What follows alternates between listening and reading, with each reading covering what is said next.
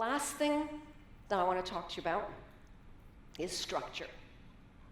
How do you get Mohammed, who's sitting there flicking through his Instagram, how do you grab his attention? But not just grab it, how do you hold his attention for 15 minutes? Which is an eternity in handphone years, or cell phone for you foreigners. Mohammed's thumb is ready to move on to something else, and plus he's ready to flush now, so how do you keep him there?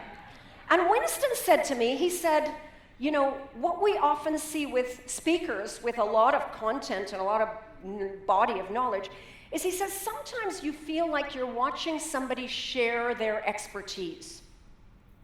So I said to myself, okay, I don't want the audience to hear what I know from me. I want the audience to discover it with me. I want them to discover it for themselves. I want to take them on the journey of how I discovered this message.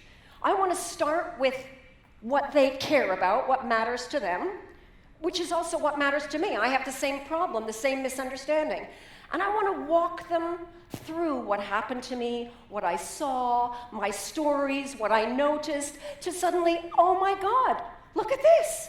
If you speak English like you're playing a video game, now this structure that I call a discovery journey, taking the audience on your journey of discovery, how did you get to your idea? I think this is a very effective structure for speakers for a few reasons. First of all, it starts you in the audience's world, not with your idea. Second of all, it keeps you very narrowly focused on that single idea, so you can't stray. It's also conducive to wonderful stories, you know, personal stories. And that's all the stuff that's going to keep Mohammed watching. But most of all, when you present it as your discovery, what it does is when you share your discovery, you're sharing it with awe and wonder. And that makes the idea the star, not you. And if you think about it, a lot of the top TED speakers, they do that. Do you know this guy? Love this. This is my favorite TED Talk of all time. You know this guy, Hans Rosling. He's dead, but he's amazing. And when he shares his conclusion from his data, he's like a child. There's this childlike wonder. And that makes you very much like the audience and approachable. So this discovery journey is just one structure, but I think it works very well for speakers. For me, these three components were the actual foundation that gave me the right kind of idea for the message. And from there, I could build a script from that. To start with a very singular journey, a very singular idea. Wrap it in a nice package, and then share how you found out about this, your story. There's one thing I really have to tell you, though, that's very, very important. When you do your TEDx, and I know you're going to, they're going to make you stand on this freaking dot, okay? And it's a dot, it's just slightly bigger than this, and you have to stand on the dot. And you can't leave the dot.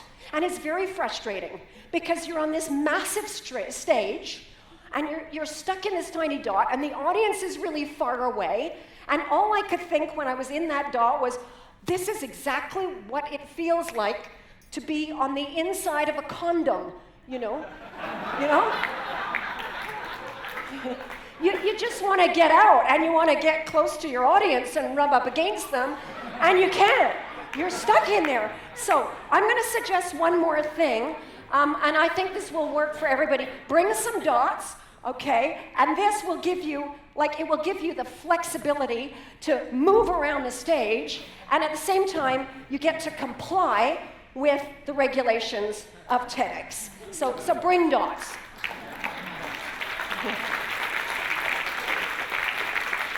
Now, just to finish up, I just want to share with you, I'm not traveling the world doing 10 country tours, for big corporate audiences all the time. I'm not a big, bald, white guy.